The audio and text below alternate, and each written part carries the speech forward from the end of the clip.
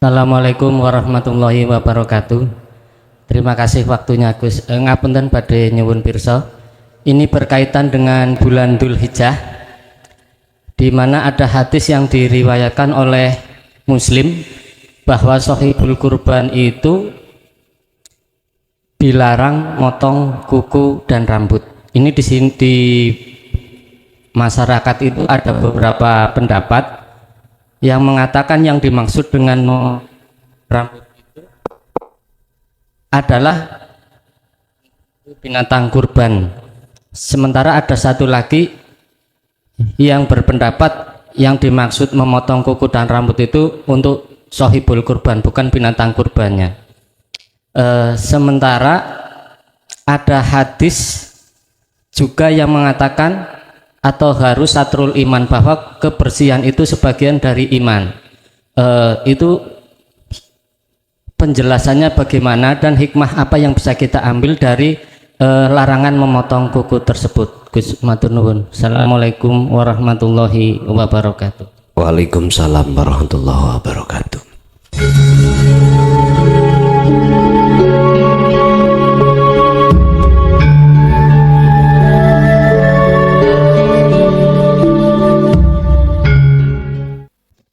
Assalamualaikum warahmatullahi wabarakatuh.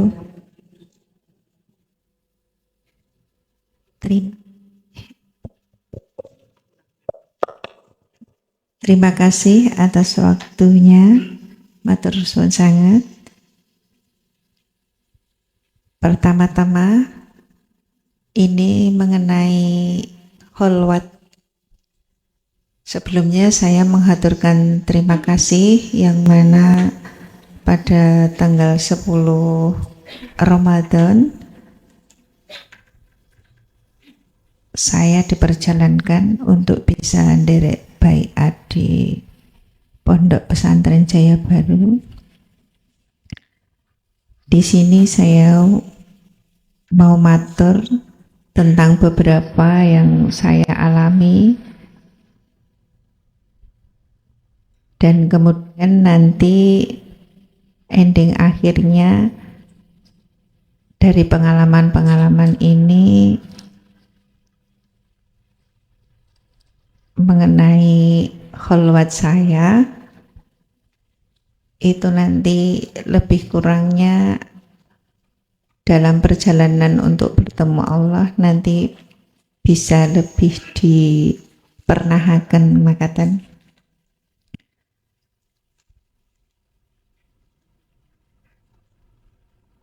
Saya pernah mengalami dalam kholwat saya menyendiri itu ada pada titik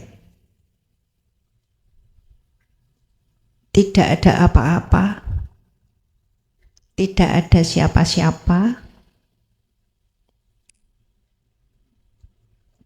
Pada titik itu saya juga tidak menemukan apa-apa, yang ada cuma ketenangan. Meskipun itu hanya beberapa saat, tidak lama, tapi terus tersadar. Saya dalam perjalanan itu, kehidupan keseharian itu memang saya merasa kayak berdarah-darah seperti itu perjalanannya, karena dalam kholwat saya tidak bisa hanya berdiam terus zikir dengan berdiam, tidak bisa, karena saya mempunyai aktivitas yang mana apalagi waktu Ramadan itu aktivitas saya benar-benar full. Saya tidur paling 1 jam, itu udah lama, karena saya aktivitas di pasar, saya kan dagang makanan. Kalau lebaran memang ya baru rame-ramenya seperti itu, dan saya tidak bisa meninggalkan. Saya pulang dari pasar itu kadang 2:30, jam 3, terus habis gitu pulang, nyuci, mandi, sholat taraweh, udah rombongan itu taraweh. Habis gitu saya tetap berusaha untuk berdiam seperti yang Gusan arahkan, yaitu zikir semampu saya. Habis itu saya istirahat sebentar, itu setelah subuh saya istirahat sebentar, habis itu aktivitas lagi. Di situ yang saya alami nggih, Gus, waktu malam malam takbir, itu benar-benar saya shock sekali dengan aktivitas saya yang berusaha untuk bisa menjaga hati. Saya diperlihatkan sebuah momen yang membuat saya tahan-tahan, terus akhirnya saya nggak kuat, saya sakit. Jadi saya melihat takbir itu pakai sound yang kayak gitu, terus dia itu bawa minuman itu sambil takbir. Itu sing mungkin kotori hati saya dalam melihat seperti itu. Saya berusaha untuk, ini apa ya, ini pengalaman apa ini. Pada akhirnya seperti itu. Saya itu selang sehari sakit. Memang saya nggak bangun karena capek juga dan terngiang terus. Kemudian berikutnya untuk hari-hari saya, memang saya tetap harus aktivitas ya Gus. Saya mencari hal-hal yang sekiranya memang saya bisa tenang itu di mana. Saya lebih jadi setiap jam 2, antara jam 2 kadang juga jam 3 gitu saya keluar. Habis gitu saya menemukan titik begini Gus. Saya baru tadi itu tahu-tahu melihat kayak cahaya. Itu ada 4 penjuru. Pertama itu ada di depan saya, terus di sebelah sini, terus yang terakhir mau subuh itu terus ini menghilang ke atas, hilang seperti itu. Dan itu saya tidak tahu itu isyarah atau apa, dan saya takutnya gini, nanti saya jadi ketergantungan, apa ternyata jadi menuhankan seperti itu. Itu ada rasa ketakutan seperti itu. Nah itu dalam saya nyuwun dipernahke dari semua pengalaman-pengalaman apa yang bisa menjadikan saya itu lebih lagi untuk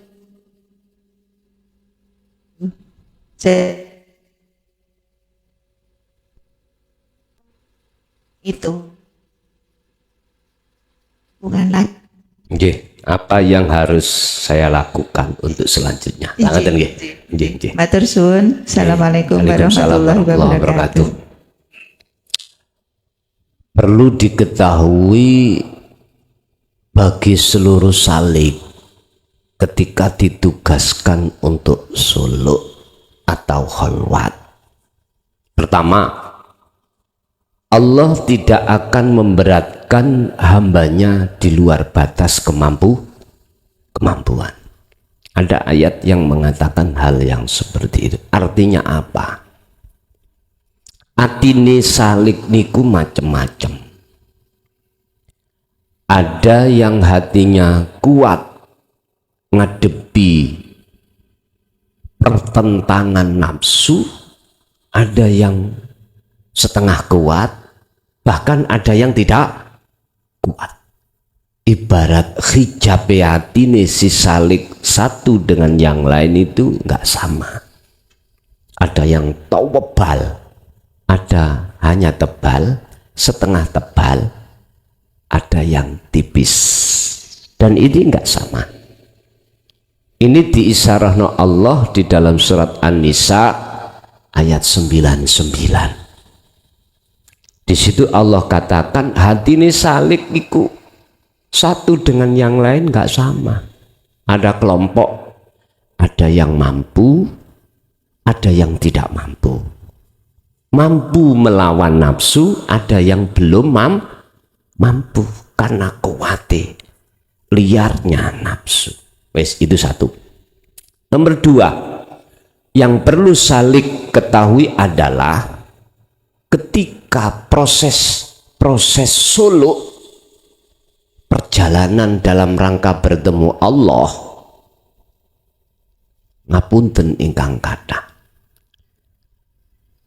seberat apapun rahmat yang sudah Allah siapkan untuk kita raih Nur Makrifat tahu ya? Jangan pernah si Salik ngalami kata putus asa. Bisa jadi Pak Bu, kita dihadapkan aktivitas yang zamah, aktivitas yang tidak ada hentinya, seperti Ibu tadi dan lain sebagainya, nang pasar dan lain sebagainya, ngadepi persoalan langsung, berinteraksi dengan urusan dunia. Itu berat. Tapi tetap walatai asu fi roikhillah.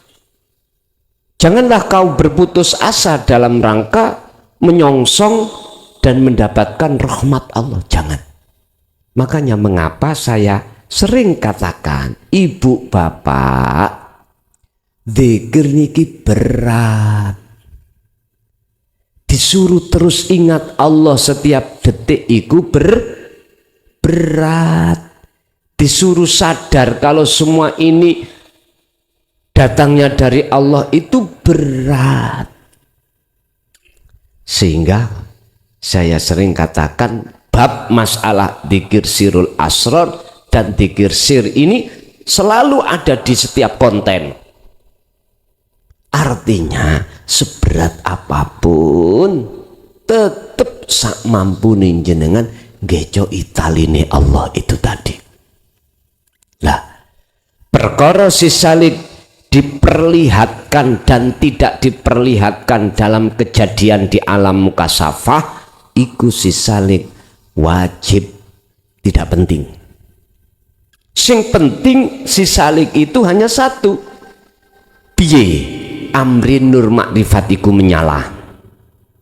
Tanda ini menyala, salah satu di antara yang tadi saya katakan, tatmainnul qulub, ati iki ayem. Ya gak ketok apa-apa, aku mau mung kosong kabeh ora ana sapa-sapa. Terus atiku kok dadi ayem. Lho wis tandha. Kalau kita katakan terjemahan atau apa definisi daripada makrifat itu gini, fanae sakliyane Allah nyotone wujude Allah niku makrifat. Berarti yang bisa melihat Allah sendiri ngoten lho niku. Bukan yang arane makhluk jiwa roh tadi yang masih disebut makhluk bisa melihat Allah, mboten saged. Bagaimana mungkin perkara yang tidak ada sifat aslinya bisa melihat perkara yang ada aslinya? Yo ora iso. Yang bisa melihat sejatinya yang wujud adalah yang wujud sendiri, yaitu lu makrifat. Makanya disebut ilmu tauhid iku pengertiannya ilmu sing kanggo mengesakan Allah yang ada, hanya Allah yang berkehendak, hanya Allah yang melihat, hanya Allah yang mendengar, yang berucap dan lain sebagainya. Artinya apa? Kalau di hati iku muncul akune Allah, terasa Allahnya yang segalanya, berarti itu makrifat. Urusan antenge hati makrifat durasini berapa menit, berapa detik, berapa jam, berapa hari, berapa minggu, berapa bulan, berapa tahun, itu mah urusan Allah. Mengapa gue pikirin?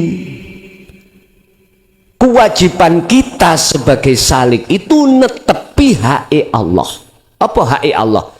Jenengan fa'budu hadza siratum mustaqim. Menyembah, artinya menyembah nyawiji. Nilai dalam keadaan aktivitas, keadaan apapun wajib nyawiji. Itu yang harus kita lakukan, karena itu hak-haknya Allah. Wa ma khalaqtul jinna wal insa illa liya'budun. Wa ma umiru illa liya'budullaha mukhlishina lahuddin. Ora diperintah apa-apa Pak Bu, jenengan kali kula niki cuman mungkin nyembah mek ngoten tok. Dados Bu, pengalaman apa yang jenengan alami tadi pertama terkait tidak kelihatan apa-apa tapi hati jenjem damai, itu salah satu buah dari nur ma'rifat. Terus jenengan melihat seseorang kui mau kok yoning dukur yono minuman dan lain sebagainya, itu duweni maksud bahwasanya kita manusia pasti dalam hati ada kesalahan, sehingga Allah menurunkan surah Al-Ahzab 42, fasabbihuhu bukratan wa asila, sucikan terus baik siang maupun malam dengan cara berzikir. Nggih, Ibu tasik wonten.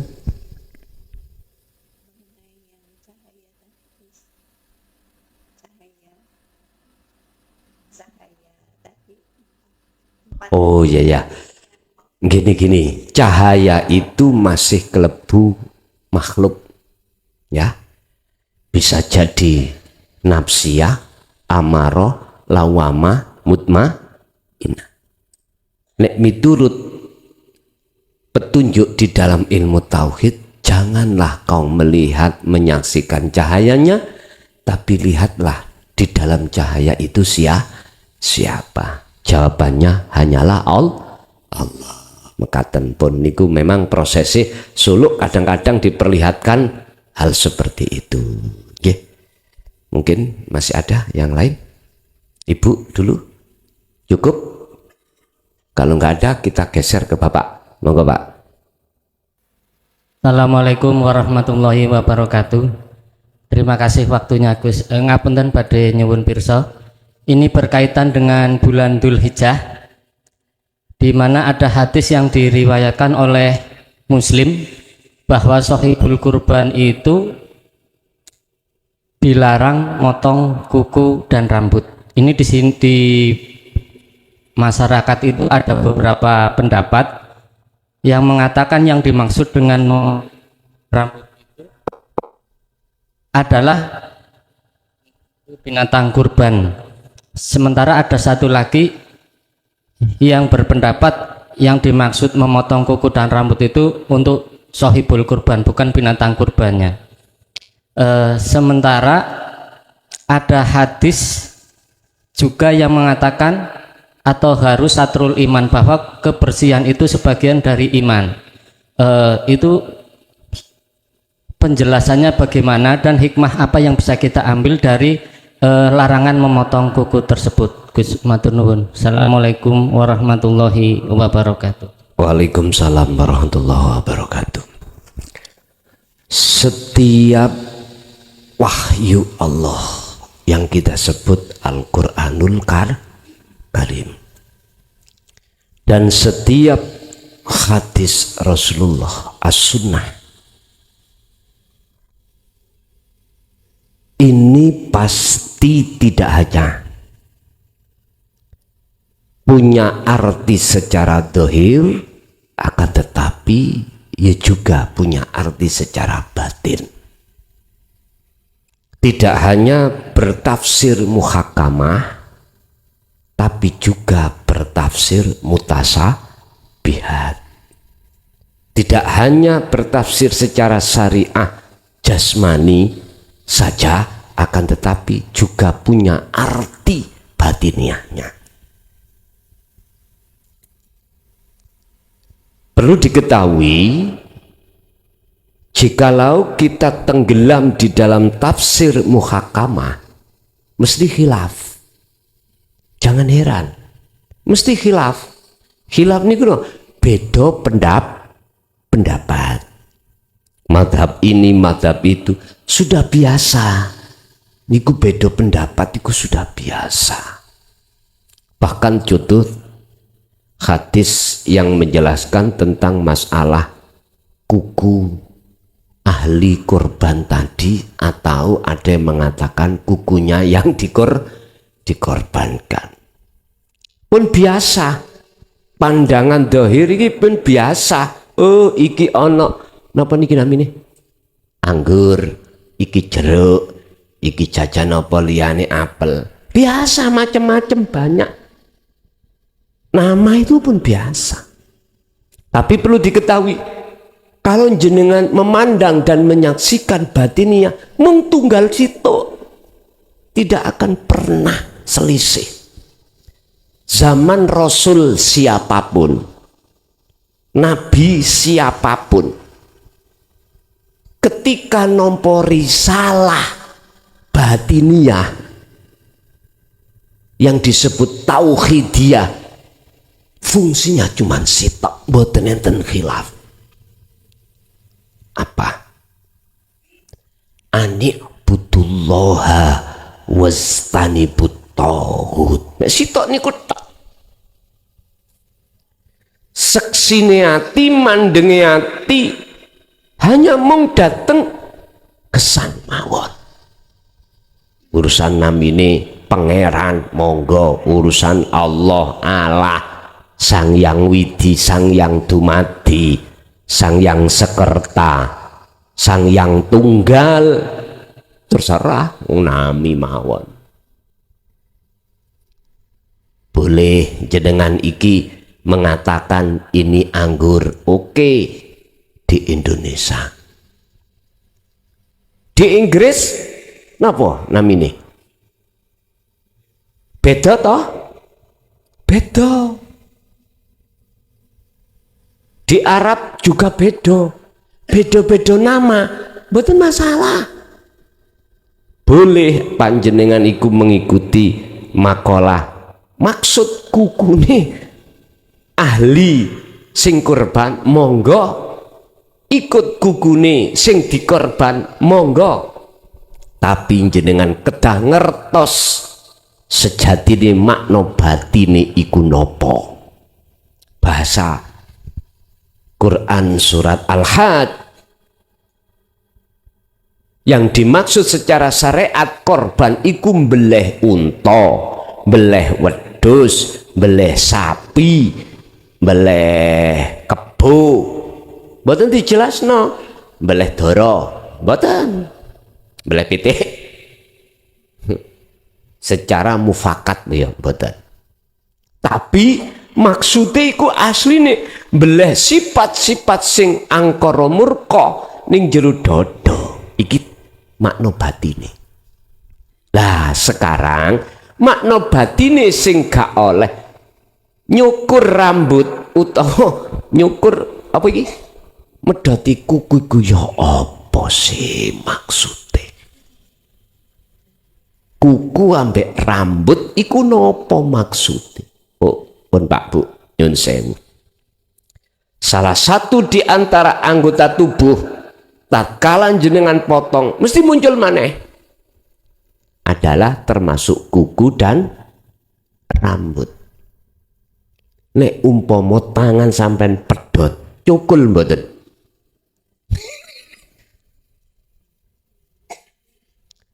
Driji, sikil diamputase, amputase namine. Amputasi, wong kula SD mboten nate lulus ya.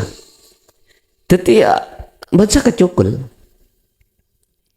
Artine napa sih kuku dengan rambut niku cara batine ae. Ngeten. Kok dilarang? Ngapunten. Ati sampean kalau kegolong ahli dzikir lho ya, dilarang untuk melupakan Allah. Tapi andai kata terlupakan, Allah akan menarik lagi hati sampean untuk bisa terus berdikir.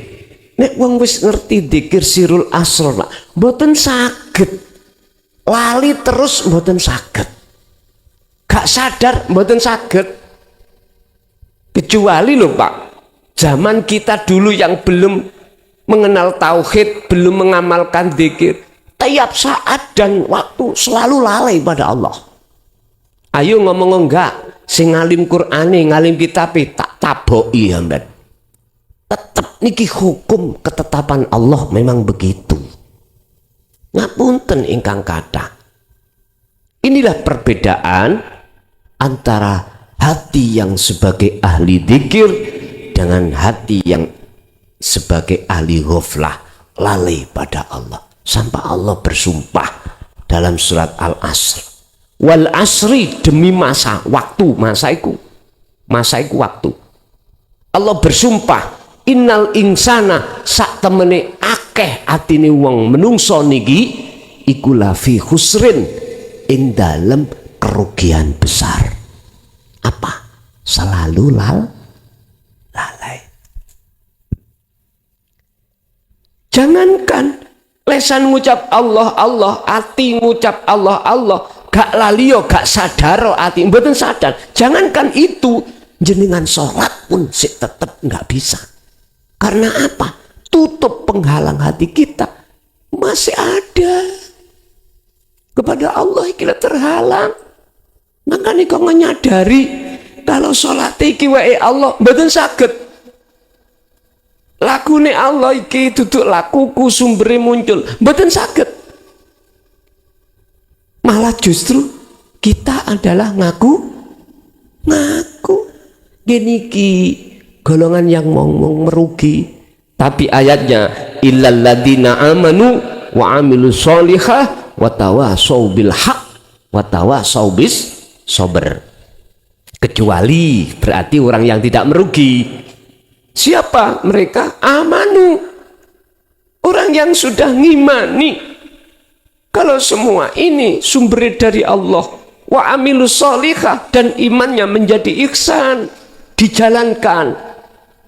Akhirnya rasa sing muncul di dalam dada kita bukan aku nih makhluk sumber, akan tetapi sumbernya akunya Allah. Watawa saubil haq, orang ya seperti ini Pak, sering-sering saling menasehati tentang kebenaran ini. Engko nek ana sing bantah, biasanya wangi diem. Gak kena dilingno ya wis, diem ae. Tapi nek wis kadung ngomong kait jam 12 tutuk subuh, betah. Gak kroso, betah karena hatinya itu ditarik Allah condong. Innallaha ma'ana. Sesungguhnya Allah berserta kita. Ngoten. Wa tawasau bis sabr, dan saling mengingatkan tentang kesabaran. Inilah orang yang tidak rugi. Jadi Bapak Ibu, maksud daripada tidak boleh memotong anggota tersebut, nggak bisa sampai iki mau ngelalekne Allah. Tapi jikalau tetap kepotong, artinya tetap lalai, suatu saat pasti jenengan ditarik lagi. Dadi mboten saged putus.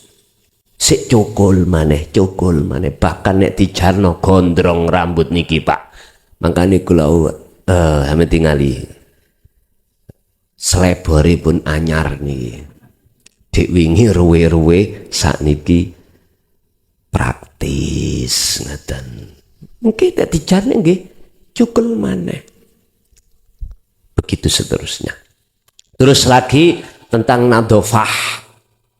Kebersihan itu sebagian daripada iman. An-nadhofatu minal iman. Maksudnya kebersihan yang dimaksud itu bukan secara syariat saja, tapi secara batiniah, hakikat apa? Kebersihane ati sangka dene penghalangi ati iki nek dibersihno, inilah iman akan menjadi ihsan. Mekaten. Nggih Pak, monggo tasih wonten. Assalamualaikum warahmatullahi wabarakatuh. Nyun pangapunten Gus badhe nyun pirsa, apakah ada utusan Allah yang diberi tugas untuk mencabut keakuan hamba sebagaimana malaikat Israel sebagai pencabut nyawa? Namung ngoten Gus. Assalamualaikum warahmatullahi wabarakatuh. Waalaikumsalam warahmatullahi wabarakatuh. Kalau bahasanya utusan Allah kengken nyabut niku syariate, yang membersihkan syariate. Tapi hakikate sedaya niku Gusti Allah. Ngeten. Apakah ada? Ada. Bisa dilihat keterangan ini dari sebuah makalah dari Syekh Ibnu Athaillah di dalam pasal 11 kalau nggak salah, menjelaskan tentang menjabut keakuan hamba, ingsune hamba. Jikalau dalam hatimu menginginkan nur makrifat itu menyala dan atau keakuan hamba itu tidak ada, saran beliau Syekh Ibnu Athaillah di dalam kitab Hikam niku ngeten, idfin wujudaka fi ardil humul, pendemen wujud sirohe salik fi ardil humul, di dalam bumi kesunyian. Aduh, bumi kesunyian. Maka deh matan kitab Hikam niku perlu kami sarah dengan bahasa yang belak-belakan. Bahasane fi ardil humul, bumi kesunyian. Iki wong bingung. Ana bumi kesunyian. Ternyata ngeten Pak Bu. Bumi kesunyian itu bumi ketiadaan. Artinya wujud sampean iku lebokno ning ngalam sing hakikate ora ana.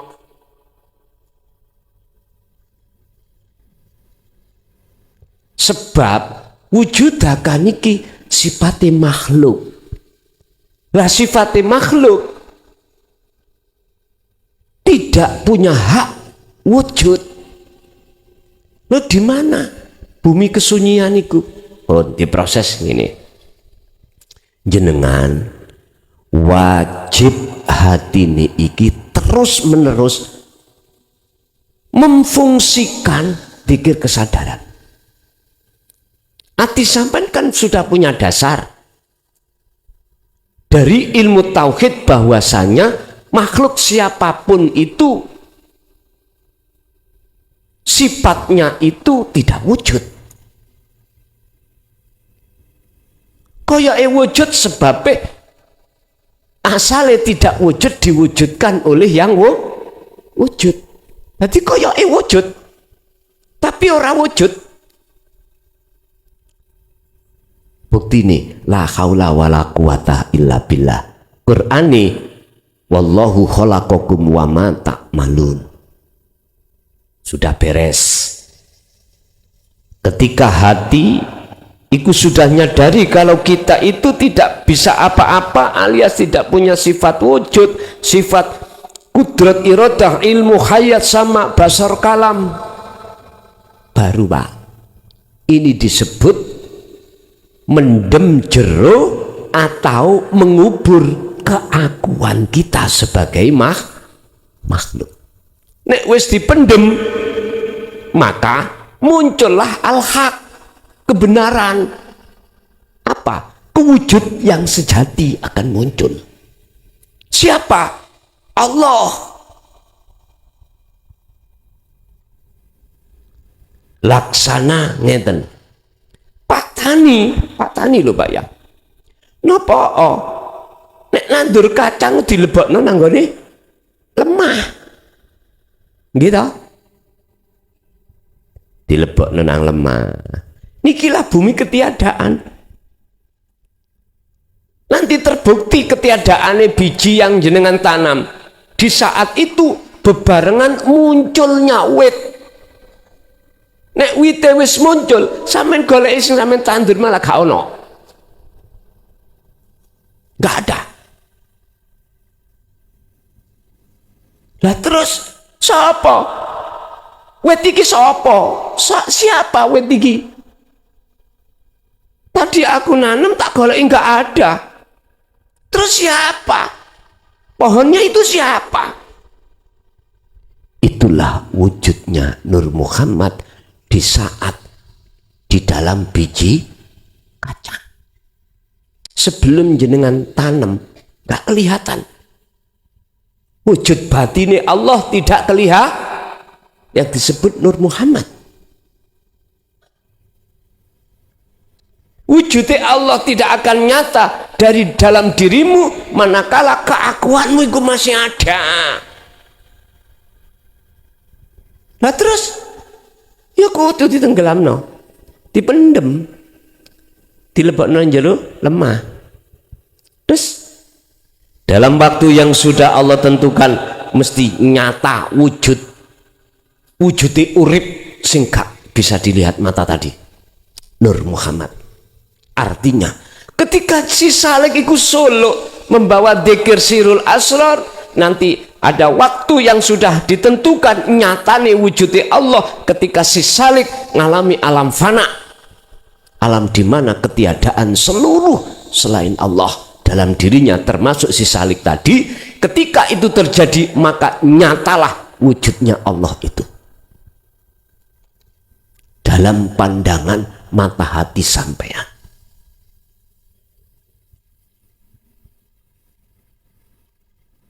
Lah terus proses sampean solo itulah Gusti Allah akan menurunkan utusannya yang namanya warid. Dalam bahasa kitab hikam namanya warid. Siapa? Warid itu malaikat yang tidak pernah disebut dalam syariat. Tugasnya cuma satu, apa? Mengusir penjajah hati yang disebut nafsu. Sing nafsu itu keakuan diri diusir. Jikalau warid itu masuk di dalam hati seseorang, maka siap-siaplah nafsu itu akan diusir, diperangi, diusir. Wajahidu fi sabilihi, niki maksudnya, diperangi.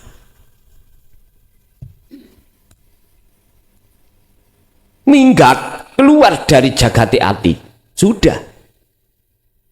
Ketika saat keakuan diri sudah tenggelam di dalam bumi humul, bumi kefanaan, ibaratnya kacang itu sudah ditanam. Waktu yang sudah ditentukan itu datang, wujud nyatane pohon. Iku adalah Nur Muhammad, wujud nyatane Allah dalam diri sampean urip mau, sing asale dari nun faksin, nafsu diri ingsun hamba, akhirnya tadi ingsun Allah. Udah, kalau sudah nyata pohonnya, sudah nyata wujudnya Allah, sampean golek imane. Ada yang tersisa, tanyakan lagi, di dalam bumi humul mau adakah biji? Ketika waktu sudah ditentukan datang, ternyata bijinya tidak satu, banyak dan bijinya seluruhnya kemaksum, kerekso, terjaga, dijaga secara lahir kulit, sehingga setiap kacang di dalam tanah mesti ada kulitnya. Artinya apa, Pak? Jenengan kalau sudah mengetahui atau diletakkan Allah, sudah bisa menyaksikan wujud Allah batin, mesti akan sampai pada wujud Allah zahir. Kalau bisa kami simpulkan, puncak dari segala perjalanan ma'rifatullah adalah sempurnaning syariat. Maksudnya sempurnaning syariat, sing asale dulu syariat sampean ini tidak berhakikat. Lah sekarang syariat sampean mesti berhakikat. Jadi syariat sampean monggo wong liya disebut syariat, tapi monggo jenengan iku sudah hakikat. Ibaratnya orang lain mengatakan ini alam dunia, tapi jenengan sudah di alam akhirat. Iki makhluk, semua wujudnya makhluk bagi jenengan sudah tidak berlaku. Semua adalah wujudnya Allah. Son, aku tambah bingung, son, ngaji sampai awakmu ngono. Wis nek bingung lu ngono tok ae. Engko lak dipahamno Gusti Allah piyambak. Gak usah bingung sampean, gak usah khawatir. Semua ada waktunya, ya. Ada waktunya. Jadi cara syariat ada Pak, utusannya Allah namanya warid, malaikat itu yang memang khusus diperintahkan Allah masuk ning jagate atinya salik untuk membersihkan seluruh kotoran-kotoran hati. Ibaratnya nyun sewu, negara iki ana sang penjajah. Isoke penjajah ngalih, wajib ada utusan yang masuk yang bisa mengalahkan terhadap penjajah. Wis niki wajib perang dulu, perlawanan, pertempuran seperti orang Indonesia dengan orang luar negeri yang jajah nih lho. Perang di gak ujuk-ujuk merdeka. Salah satu di antara negara sak dunia merdekanya itu dengan tangan sendiri adalah Indonesia. Nggih. Lainnya apa? Dapat hadiah. Akhirnya gak ono upeti. Hadiah ya. Upeti terus niku namanya berserikat. Indonesia salah satunya, dia merdeka berdiri sendiri. Nggih asli wong Nusantara Pak, mboten enten campur tangan orang-orang lain atau bangsa-bangsa yang mengatakan bangsa apa lah, bangsa Kures, bangsa apa, mboten. Asli adalah penduduk Nusantara. Nek Jawa, nek Madura ya Madura, nek apa namanya Dayak ya Dayak, Bugis ya Bugis, asli penduduk Indonesia. Sebab seluruh wilayah kepulauan Indonesia dulu itu terjajah. Nek ana sing ngaku-ngaku, "Oh iki kakekku teko luar negeri." Niku jenenge Entut Berut. Adalah sejarah asli ini nggih dugi kakek sampean ahli pejuang, ahli tempur. Sejarah itu mboten saged dihilangkan. Makanya sejarah keberadaan manusia itu sampean tidak bisa dihilangkan manakala sudah mengenal tauhid. Baru mboten saged digoyah teng mriku. Nggih. Tasik wonten Bapak. Sugeng pemanggihan malih.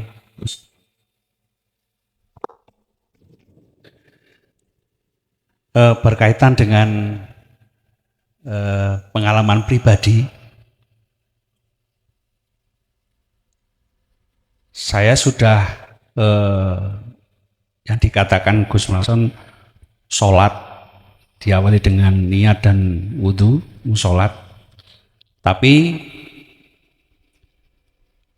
kadang-kadang itu lupa rokaat, karena lupa dan nggak paham, diulang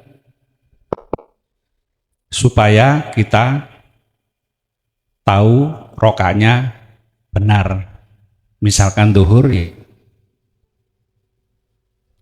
Tetapi di sana saya melihat itu ada ego yang dalam pengertian saya sesuai ngaji tauhid bahwa ego ini adalah aku. Nah di sini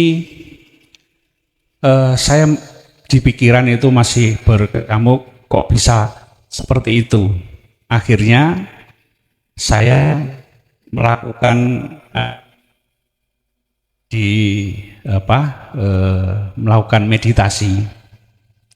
Meditasi ini dengan sadar nafas, kesadaran bahwa nafas itu adalah hidup, urip. Nah, dari situ saya merasakan adanya ketenangan hati. Nah, dari situ maka ego lama terkikis. Nah, pada saat saya mendengar dan melihat pengajian dari Gus Muklason beberapa waktu yang lalu sampai dengan sekarang, itu bahwa untuk ngaji tauhid ternyata masih ada sambungan yang saya lakukan tadi. Sampai-sampai saya ingat apa yang disampaikan oleh Gus Muklason bahwa ketiadaan. Jadi saya merasa bahwa kalau ketiadaan dari raga, terus kemudian makhluk yang lain, itu seolah-olah saya langsung bisa terbang. Lah terbang ini saya tidak ingat apa-apa, tapi waktunya sangat singkat. Habis itu terus saya membuka mata, selesai. Nah, mungkin pertanyaan pertama adalah kiat-kiat seperti apa supaya saya selalu istiqomah. Yang kedua, bahwa ikut pengajian dari ngaji tauhid itu rasanya yang dulu-dulu saya melakukan berdoa untuk diri saya, untuk keluarga, terus teman-teman, kerabat. Tapi rasanya itu ego saya keluar. Nah, begitu saya melakukan pengajian tauhid ini dan zikir, kesadaran itu, saya rasanya sekarang ini tidak pernah berdoa. Rasanya kok saya malu dengan berdoa tadi egonya. Nah, mungkin perlu pencerahan dari itu aja, Gus. Terima kasih. Assalamualaikum warahmatullahi wabarakatuh. Waalaikumsalam warahmatullahi wabarakatuh. Ego iku cara bahasa Qur'ane nun faksin. Ya ayyatuhan nafsu al-mutmainnah. Perintahe nafsu iku irji'i ila rabbiki, kedah lekas kembali kepada Allah atau Tuhannya. Niku nek diselidiki arek pondok, nafsu iku berarti wedok nggih. Lah niku ila rabbiki, nek rabbika lanang, rabbiki wedok. Wis mboten tutuk. Sampeyan pikir nahwu ya napa mboten tutuk. Mosok nafsu iku wedok. Bisane tutuk sampeyan pikir dengan hukum hakikat. Bon. Ego ikulah Pak. Dalam diri manusia muncul dua ego. Ingsun basane wong Jawa. Keakuan ingsun itu ada dua, rohibin kali zahidin. Rohibin iku ingsunnya makhluk, keakuan kita sebagai makhluk. Tatkala jagate ati iki didominasi ego sing dimaksud kemakhlukan. Udahlah, ini yang ku maksud, hati yang mati, hati yang tandus, ruh yang jauh dari Allah, hati yang gelap, dan seterusnya. Posisi seperti ini kita alami mulai saat kita itu mengenal masa balik, mulai sampai entah berpuluh tahun kita semuanya nggak sama. Barometernya adalah sejauh mana Anda sudah mengenal dzikir. Dzikir yang kumaksud di sini adalah dzikir yang menjadikan hati jenengan itu terlepas dari ego yang pertama tadi. Ini Allah katakan di dalam surah Al-Ahzab 41. Allah sudah merintahkan, wahai orang-orang yang beriman, uzkurullaha, niki perintah, uzkuru ilingo sira kabeh Allah ing Allah. Udah perintah. Tapi perintah niki dikoyiti atau ditaukiti, dikuati dengan kalimat berikutnya, dikron, dengan ingat yang sebenar-benarnya ingat. Mana sebenar-benarnya ingat? Jawaban saya adalah Sidratul Muntaha, kesadaran penuh hatimu bahwasanya itu bukan lakumu, ingsun hamba, bukan. Kamu harus sadar, ingsun hambamu itu plek wayang kulit. Bu, sing dawuh niku wayange apa dalange to? Dalange. Sing di obah iku dalange apa wayange to, Bu?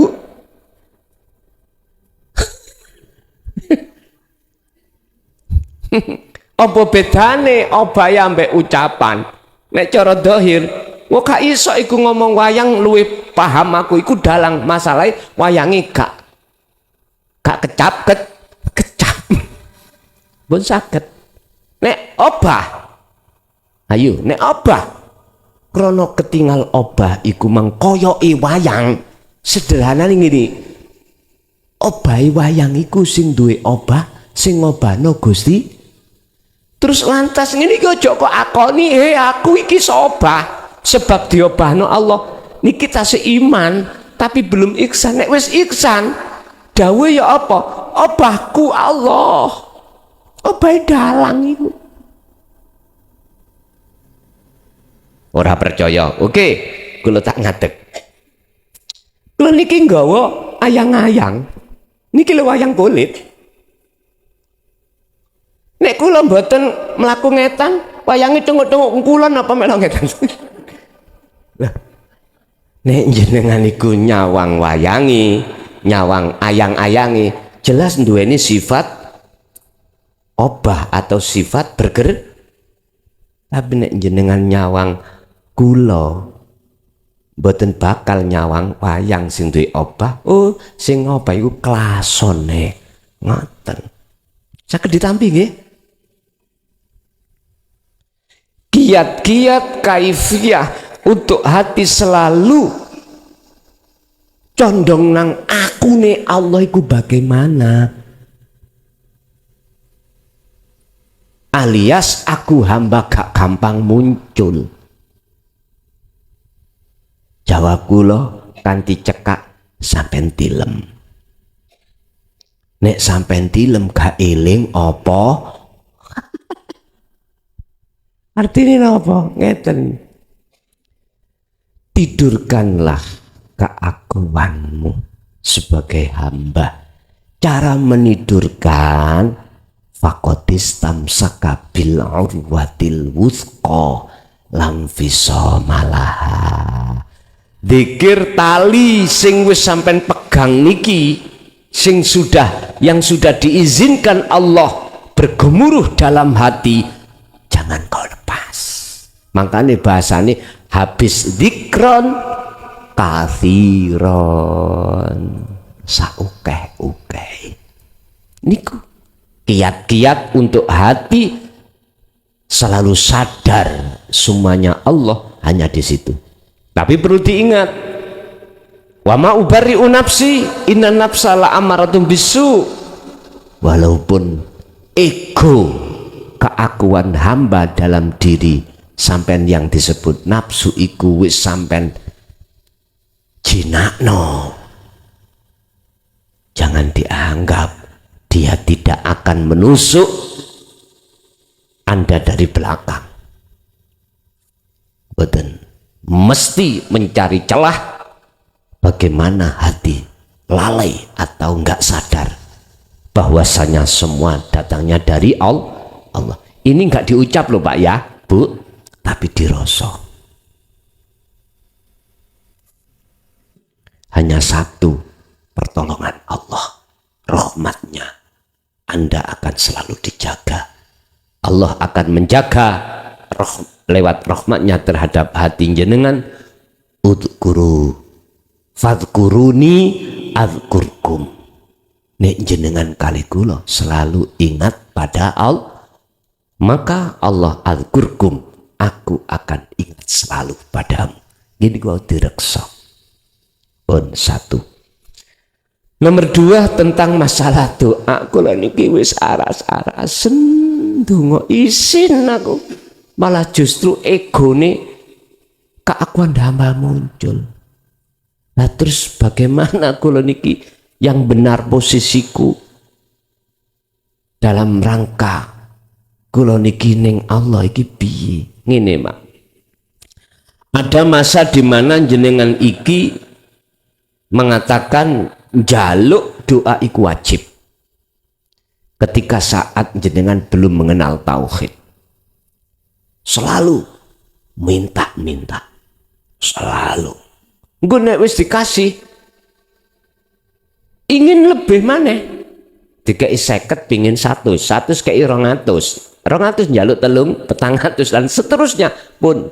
Hatta zurtumul maqabir, karakter hati orang yang tidak mengenal tauhid sama mati pun seperti itu. Kedua, ada saat-saat hati ini malu minta pada Allah. Di saat kapan? Di saat jenengan mengenal Allah. Mengenal Allah. Isinya jenengan iku mung sendika dawuh.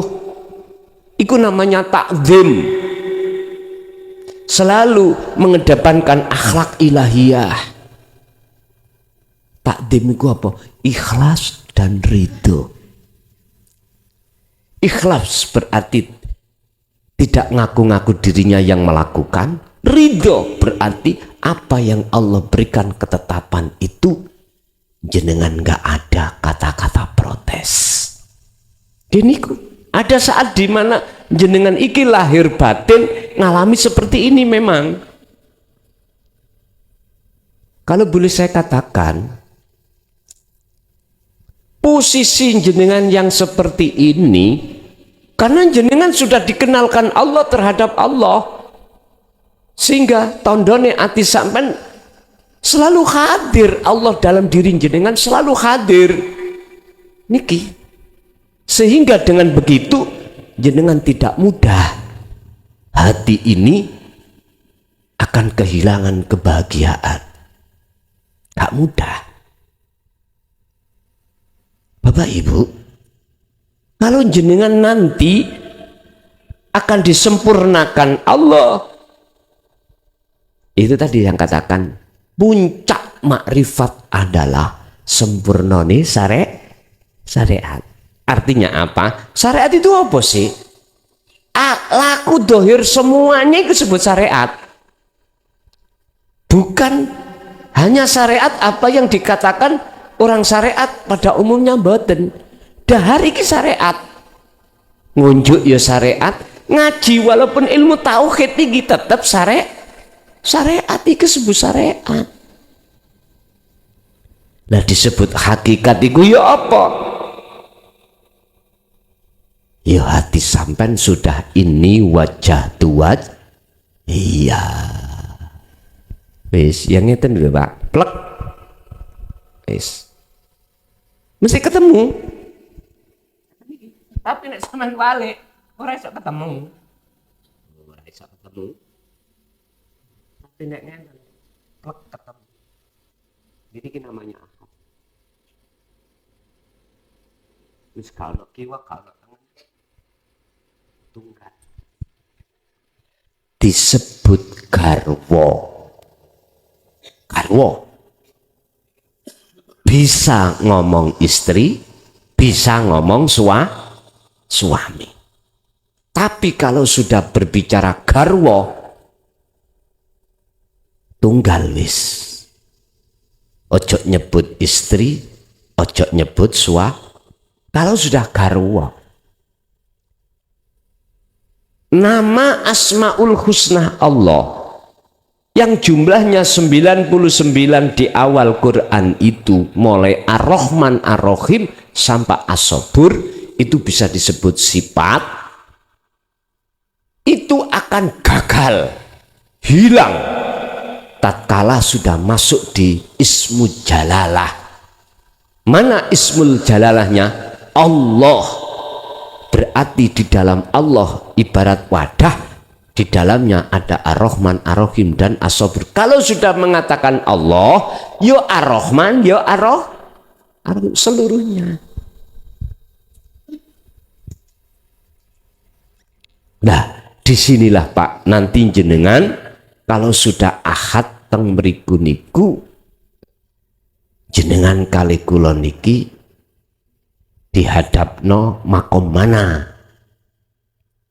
Kalau makom khawasul khawas, sampai oleh karena diletakkan Allah sifat papat, sidik, fatonah, tablek, amanah, maka lahire syariate sampai koyo indungo miturut pandangan orang lain. Ning hati sampean mboten donga niki. Wujud ijabahe. Sebab napa? Ijabah itu datangnya lebih dahulu daripada doa. Doa lah sik sak niki. Lah ijabah sing biyen wis ditulis di zaman azali. Sehingga iki dunya monggo wong liya, monggo jenengan akhirat. Iki doa monggo wong liya sebabe isine Allahumma, tapi ning dada sampean wis gak dadi doa, ijabahnya, realisasinya. Beda dengan kita yang belum mengenal tauhid. Kok gak aku ndonga, kok gak aku ikhtiar, gak mungkin hasil. Padahal wujudnya hasil itu wis kecatat. Aku takok antara donga ambek hasilnya maksud sing wis kecatet, tekone luwih endi? Disike datangnya lebih mana? Ya jelas lebih dahulu mana? Apa mungkin perkara sing anyar dadekno sebab tekone sing lawas? Gak mungkin. Wis ngene, anak ambek bapak, apa mungkin anak dijadikan alasan sebabnya adane bapak? Halo, mboten mungkin. Justru anane bapak nyebabno tekone anak. Sing lawas ikulah sing dadekno sebab anane sing anyar. Oleh karena sebab kita mengatakan anyar iki wujud, maka kita tidak akan pernah tahu sejatinya sing lawas. Akhirnya ketutuplah diri kita dengan perkara sing anyar, mengatakan iku wujud, sehingga wujudnya sing lawas gaib bagi kita. Oh sing wujud ya awak dhewe ya makhluk kabeh iki. Wujude Gusti Allah iku gaib. Suk nang akhirat bakal iso nyawang, nek nduyo iso. Ngimpun imane wong niku dhewe pun kersane mulai dibuka lah jawaban ini. Oh bener ya omongannya arek gendeng biyen, engko akhirnya ngoten. Jadi ngalir mawon Pak, masalah jenengan iki ditetepno Allah malu untuk berdoa karena jenengan sudah dikenalkan Allah. Nek dihitung-hitung lah ya napas iki gak dikongkon bayar gratis. Kok aku katen jauh maneh liyane, malu. Lagian setiap saat dan waktu Allah melayani jenengan, turu diturokno, bangun dibangunkan, mata ketip lho diketipno. dan seterusnya. Boten saged jenengan kali kula niki beralasan untuk mengatakan itu datangnya selain dari Allah. Sebetulnya nggak bisa. Berhubung kita tidak kenal siapa yang melayani kita, siapa guru sejati kita, akhirnya kita mencari guru yang mesti mati, belum mencari guru sing tidak bisa mati. Ngoten. Bapak Ibu hadirin rahimakumullah, ngapunten kados kula nyuwun ngapunten niki mengki mboten saged kados biasae ngoten ya, muhadasah mboten saged keranten memang mohon maaf nggih kedah sampean maklumi karena memang Allah harus mengendaki saya malam hari ini harus menyelesaikan urusan. Yo ngeten iki lho, gak enak ini tadi lurah. Kula niki sampun mengajukan untuk tidak meneruskan lagi, tapi di demo Pak nang griya malahan kula didalili Kanjeng Nabi niku nek dahar mboten nate mubadir dikarekno, ditelasno alias panjenengan kari saprodi ya kudu sampean telasno. Nek gak ngono sampean berarti senes pengikuti Kanjeng.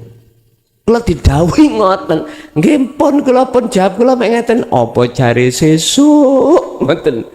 Nggih pun Bapak Ibu matur suwun ngapunten kang kathah sedaya kelepatan. Saya ulangi, untuk bulan depan memang jatuh ada di Jogja niki nggih.